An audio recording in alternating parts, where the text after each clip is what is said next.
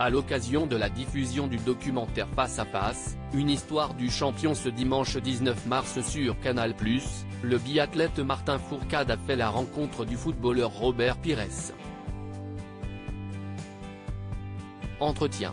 Le choc des titans. Ce dimanche 19 mars, Canal+ propose un documentaire des plus originaux en prime time. Dans Face à Face, une histoire du champion, les équipes d'Adventure Line Productions, Koh-Lanta, Fort Boyard ont provoqué une rencontre entre deux grands sportifs, le footballeur Robert Pires et le biathlète Martin Fourcade. Durant une semaine, entre confessions et séances d'entraînement, le champion du monde 1998 s'est rendu en Savoie pour s'essayer à la discipline du sportif français le plus titré de l'histoire. Martin Fourcade revient pour Télé Loisirs sur cette expérience. J'échange avec Alp depuis des années sur ce projet d'émission Télé Loisirs. Comment est né ce projet ? Martin Fourcade: j'échange depuis des années avec Julien Magne, Alexia Laroche-Joubert et les équipes d'Alp sur un projet d'émission autour du sport. Quand Canal+ s'est montré intéressé, ils ont donc pensé à moi. Ce type de format manquait au paysage audiovisuel français. Avez-vous personnellement choisi Robert Pires ? Non, pas du tout. Mais ça aurait pu. Rire, on ne s'était jamais rencontrés. Robert avait en revanche rencontré mon frère Simon lors d'un événement. Pourquoi avoir décidé de pratiquer un sport individuel ? J'ai également pratiqué des sports collectifs. J'avais peut-être cet esprit un peu plus individualiste et cette envie de me dépasser. Mon caractère et mon environnement familial ont aussi dû jouer.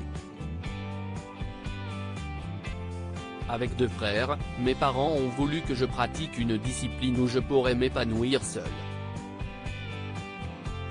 Je ne me suis jamais posé la question, si est-il venu simplement.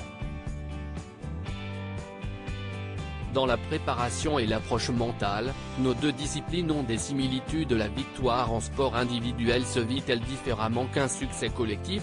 On ne peut pas tout avoir, il faut faire des choix et je ne regrette rien. Il n'y a pas eu de manque. Les sports collectifs ont cet aspect forcément attrayant. De l'autre côté, il doit leur manquer cet aboutissement personnel. Ce sont des émotions et un partage qui sont différents.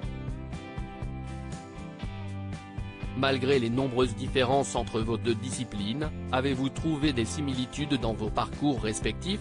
Dans la préparation, la concentration et l'approche mentale, oui. Je savais par exemple que Robert Pires serait meilleur lors du défi final que sur les entraînements. Si est-il un parallèle que j'ai pu faire avec tous les grands sportifs que j'ai eu la chance de rencontrer, cette faculté à hausser le niveau et à répondre présent au bon moment. Si est-il vraiment le point commun entre tous les sportifs de haut niveau ? Vous êtes l'athlète français le plus titré de tous les temps, l'homme aux 100 médailles dont 5 titres olympiques. Comment et où trouve-t-on la motivation quand on est au sommet ? J'ai eu deux phases dans ma carrière. La première va jusqu'en 2014, celle de la quête d'un titre olympique. Si est-il ce qui m'a animé. Ensuite, j'ai trouvé la motivation dans l'envie de pratiquer mon sport le mieux possible.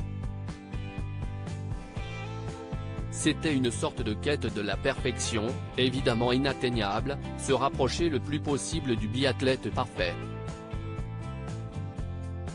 Le biathlon est aujourd'hui reconnu à sa juste valeur. Le biathlon est bien moins médiatisé que le football. Cela vous peine-t-il ? Sur la première partie de ma carrière, j'ai pu avoir cette frustration.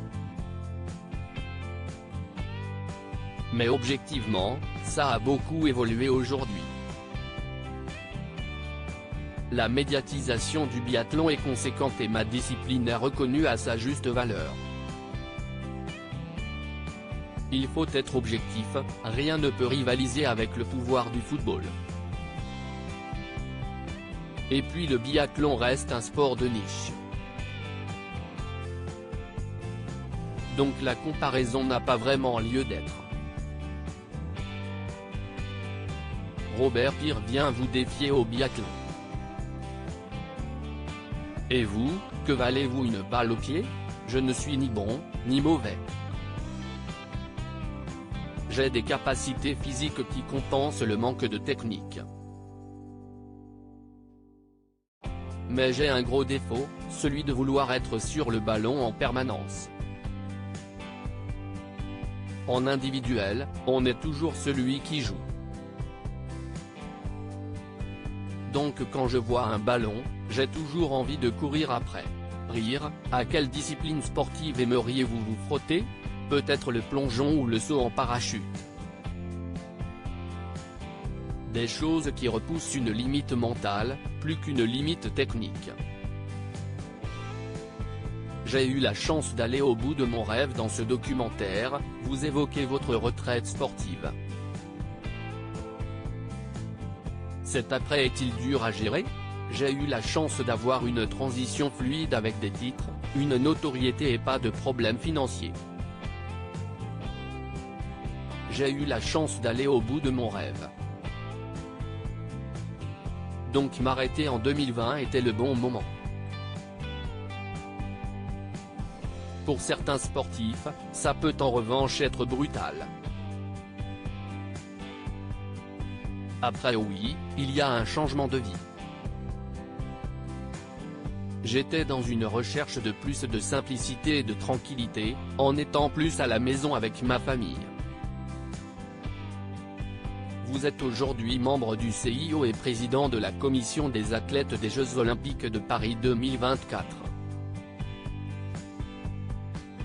Aimeriez-vous des Jeux d'hiver en France? L'aventure de Paris 2024 est magique. Je prends beaucoup de plaisir à apporter ma pierre à ce projet. Les Jeux Olympiques à domicile, CIST une fois tous les 100 ans. Donc je ne me projette pas au-delà de 2024. Aimeriez-vous développer d'autres projets pour le petit écran? J'aimerais arriver à transmettre au grand public l'émotion que l'on peut ressentir à la montagne. Quand on a de la chance on y va une fois, voire deux, par an. Mais jamais pour beaucoup de Français. Moi j'ai eu la chance de grandir dans cet univers et de m'y épanouir. La télé serait un beau support pour le faire. À lire aussi Robert Pire est très cash sur les tensions entre Didier Deschamps et Christophe Dugarry.